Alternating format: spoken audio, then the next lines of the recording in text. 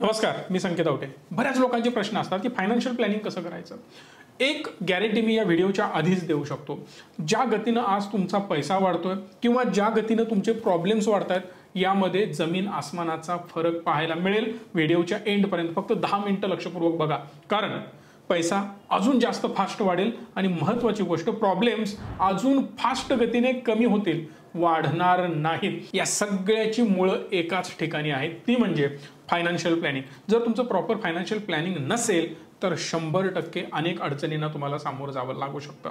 So that financial planning म्हणजे असं एकदम किचकट काहीतरी असेल, असे सीए लोक आणि बरेच मोठमोठे ॲडवायजेस अशा गोष्टींची गरज असते, बिलकुल नाही. भले तुमची प्रत्येक महिन्याची कमाई 5,000 असो, जर तुम्ही त्याला प्रॉपर प्लॅन केलं तर तुमची लाईफ 100% बदलू शकते. अनेक अडचणींचा सामना तुम्ही इझिली करू शकता. सो या फायनान्शियल प्लॅनिंगला आपल्याला 3 टप्प्यामध्ये डिवाइड करायचं आहे. एक लॉंग टर्म, दुसरा शॉर्ट टर्म आणि तिसरं असेल इमर्जन्सी. या 3 भागांमध्ये जर तुम्ही व्यवस्थित याला डिवाइड केलं तर 100% तुम्हाला याचा चांगला फायदा होणार. मग पहिला घेऊ आपण इमर्जन्सी, बिकॉज पहिला आपल्याला प्लॅन इमर्जन्सीचाच करायला पाहिजे. कारण तुम्ही म्हणाल लॉंग टर्म कोण बघितलंय, पण उद्या मला काही इमर्जन्सी आली तर त्या केसमध्ये मी सिक्युअर्ड असायला पाहिजे, सेफ असायला पाहिजे, चांगल्या प्रकारे माझी गुंतवणूक असायला पाहिजे. मग मी काय करेन, एक पहिली काम इमर्जन्सीसाठी सेव्हिंग करेन. इमर्जन्सी काय येऊ शकते, एकतर हेल्थ रिलेटेड. देवाकडे मी हीच प्रार्थना करेन की तुमच्यापैकी कोणालाही कधीही हेल्थ रिलेटेड ना कुठलेही मेजर इश्यूज येऊ, कुठलीही इमर्जन्सी तुमच्या आयुष्यात येऊ नये, हीच प्रार्थना. पण वर्स्ट केसमध्ये सुद्धा आपल्याला आधीच प्रिपेअर्ड असायला पाहिजे. नो डाऊट आपल्याला काहीही होणार नाही, पण त्यासाठी तयारी आपण आधीच करून ठेवायला हवी. समजा हेल्थचे इश्यू येऊ शकतात, आपले फॅमिली मेंबर, आपण असू, कोणालाही कधी ना कधी ॲडमिट हे आपण होतोच. मी बऱ्याच वेळा म्हणायचो की मी खूप स्ट्रॉंग आहे, पण लास्ट 2-3 महिन्यापूर्वी मी ॲडमिट होतो, जवळपास 8-10 दिवस डेंग्यू झाला होता. तर या सिनॅरिओमध्ये आपण करायचं काय, मेजर काही झालं तर त्या केसमध्ये काय करायचं, एवढा फंड अचानक कुठून उभा करायचा. सो त्यासाठी गरज असते इमर्जन्सी फंडची. इमर्जन्सी फंड एकतर तुम्ही स्टोअर करून ठेवू शकता, अदरवाईज प्लॅन करू शकता. आता प्लॅन कसा करायचा, सिम्पली आपण हेल्थ इन्शुरन्स घेऊ शकतो. जसं तुम्ही स्क्रीनवर बघताय वेगवेगळ्या कंपन्याची, यामध्ये कुठलीही कंपनी मी प्रमोट करत नाही, तुम्ही कुठलीही येऊ शकता. जर तुम्हाला हवं असेल की कुठली कंपनी बेस्ट आहे तर कमेंट करा. टर्म इन्शुरन्स, हेल्थ इन्शुरन्स तुम्हाला जो हवा ना ती कमेंट करा. त्याबद्दल मी एक डिटेल कंपॅरिझन व्हिडिओ बनवेन. आमची मदत हवी असेल माझ्या टीमला कॉल करून मदत घेऊ शकता. तुम्हाला बेस्ट कंपनी निवडून दिली जाईल, बेस्ट इन्शुरन्स दिला जाईल, जेणेकरून तुमची पुढे जाऊन फसवणूक होणार नाही, क्लेमच्या वेळी तुम्ही अडकणार नाही. समजा मी 5 लाखाचा हेल्थ कव्हर एक्सपेक्ट करतोय. या 5 लाखाच्या हेल्थ कव्हरसाठी मला किती रुपये पे करावे लागतील, फक्त 6,500 रुपये. हा नो डाऊट प्रत्येकाचे प्लॅन वेगवेगळे असतात. 6,000, कोणी 8,000, कोणी 7,000 घेईल, वेगवेगळे प्लॅन्स असतात. आपण एक ॲव्हरेज पकडून चालू, मला जवळपास 7,000 रुपये यासाठी पे करावे लागतील. आणि हे एकदा मी 7,000 पे केले ना तर मला 5 लाखाचा कव्हर मिळतो. म्हणजेच फक्त 7,000 मध्ये यावर्षी मला काहीही हो 5 लाखापर्यंत दवाखान्याचा खर्च ही कंपनी करणार आहे. आणि येणाऱ्या पुढच्या वर्षांमध्ये हे प्रीमियम आपण कमी करू शकतो, कमी होऊ शकतात, बिकॉज आपण 1 वर्ष, 2 वर्ष, 3 वर्ष काही क्लेम नाही केलेत. सो आपल्याला बोनसेस पण त्यामध्ये ॲड होत जातात. आपण बोनसेस सोडून देऊ. फक्त 7,000 रुपये हा जरी आपण कॅल्क्युलेट प्रीमियम केला तर एक गोष्ट लक्षात घ्या, भले 20 वर्ष आपण तो घेतोय किंवा 30 वर्ष आपण तो घेतोय, 7 त्रिक 21, 2,10,000 रुपये फक्त होतात. त्याच्यापेक्षा जास्त अमाऊंट होत नाही.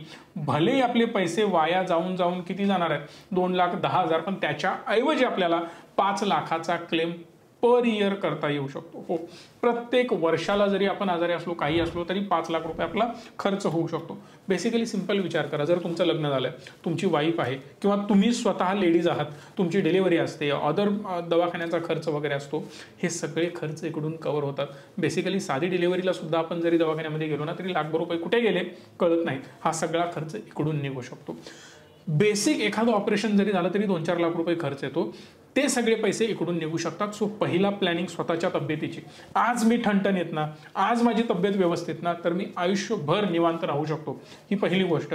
दुसरी गोष्ट, एकदा दवाखाना मागे लागला की जेवढं कमावलंय तेवढं सगळं तो संपवू शकतो. मी अनेक उदाहरणं बघितलेत.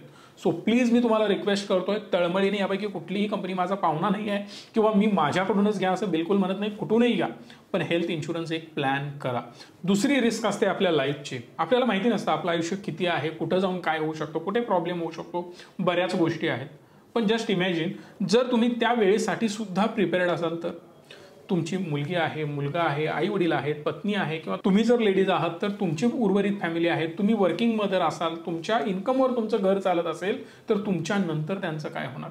तुम्ही जी स्वप्न तुमच्या मुलांसाठी बघितलेत, तुमच्या फॅमिलीसाठी बघितलेत, त्यांचं काय होणार? आज तुम्ही अर्न करताय पण पुढे त्यांचं काय होणार?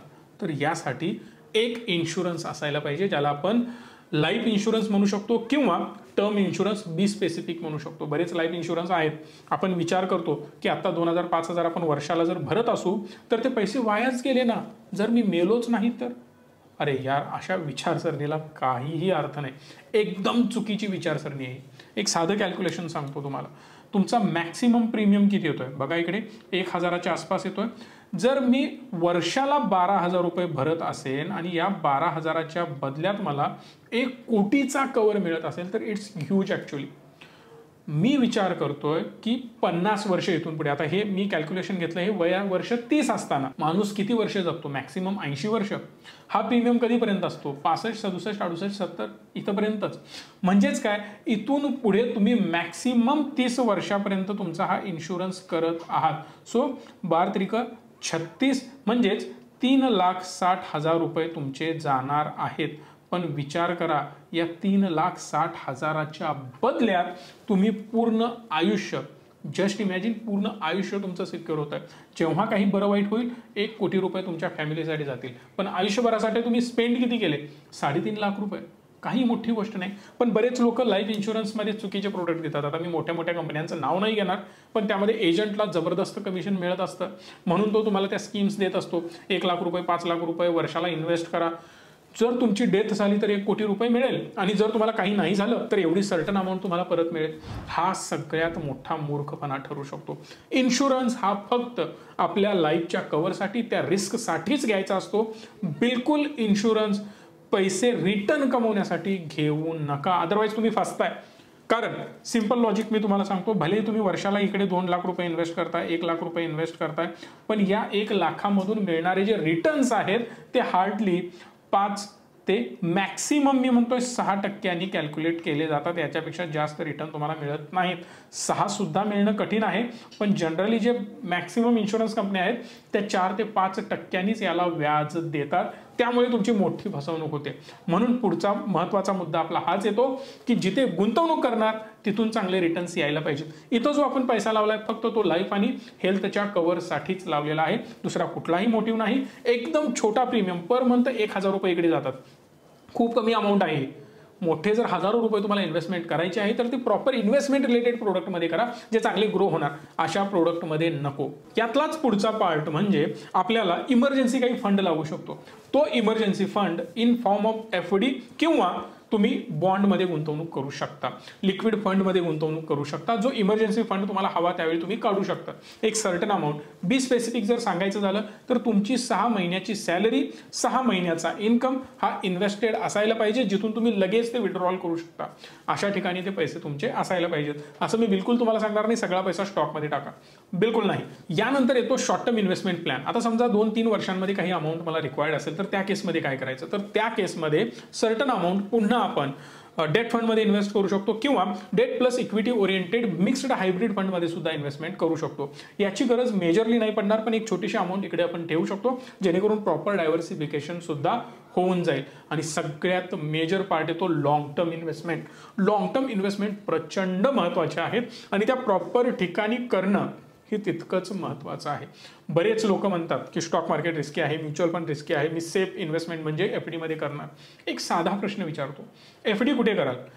कुठल्या मोठ्यात मोठ्या बँकेमध्ये कराल? कुठलंही एक नाव मनामध्ये घ्या, मी ते नाव तुमच्यासमोर आता बोलून दाखवतो. SBI, HDFC, ICICI, axis bank. Just imagine जर या बँकेचा स्टॉक बुडणार असेल, जर या कंपनीचा स्टॉक 0 होणार असेल तर ही कंपनी सुद्धा 0 होणार. साधं गणित आहे. याचाच अर्थ ती बँक बँकरप्ट होणार. म्हणजेच इनसॉल्व्हन्सी फाईल करावी लागणार. त्या केसमध्ये पैसा कुठून आणणार, त्याची गॅरंटी कोण देतं? हार्डली RBI त्याची गॅरंटी 5 लाखापर्यंत घेईल, पण त्याच्या वरच्या अमाऊंटचं काय? So stock market is a long term game.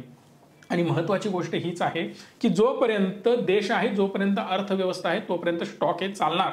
Just imagine Tata motor, Reliance, Adani, Ambani, Birla group असेल किंवा मोठमोठ्या HDFC, ICICI, SBI या सगळ्या बँका यांचे स्टॉक जर झिरो होत असतील तर या कंपन्या बंद पडल्या. कंपन्या बंद पडल्या तर देश बंद पडेल, कारण अर्थव्यवस्था बंद पडली. तुम्ही नोकऱ्या कुठे करणार? पॉसिबलच नाही आहे. सो एखाद दुसरी कंपनी बंद पडेल हे मी मान्य सुद्धा करतोय, पण तुम्ही ऑलरेडी डायव्हर्सिफाईड इन्व्हेस्टमेंट केलेली असते. 30-40 स्टॉक तुमच्याकडे असतात. म्युच्युअल फंडमध्ये 15-20 स्टॉक असतील, डायरेक्ट तुम्ही इन्व्हेस्टमेंट केलेल्या स्टॉकमध्ये 15-20 स्टॉक असतील. अशा वेगवेगळ्या डायव्हर्सिफिकेशन थ्रू तुमची गुंतवणूक होते, म्हणून ती रिस्क मिटिगेट होते. मग आता गुंतवणूक कशी करणार? एक सर्टन अमाऊंट तुम्हाला म्युच्युअल फंडमध्ये घ्यायची आहे. मी रिकमेंड करेन टोटल इन्व्हेस्टमेंट पैकी, आता तुम्ही जे लॉंग टर्ममध्ये जी टोटल इन्व्हेस्टमेंट करणार आहात त्यामधली 40% इन्व्हेस्टमेंट तुम्ही म्युच्युअल फंडमध्ये घ्यायला पाहिजे आणि मॅक्सिमम SIP करायला पाहिजे. जर तुम्ही चांगल्या प्रकारे SIP करत असाल, SIP मधून जर चांगले रिटर्न्स तुम्हाला हवे असतील तर या नंबरला कॉल करू शकता.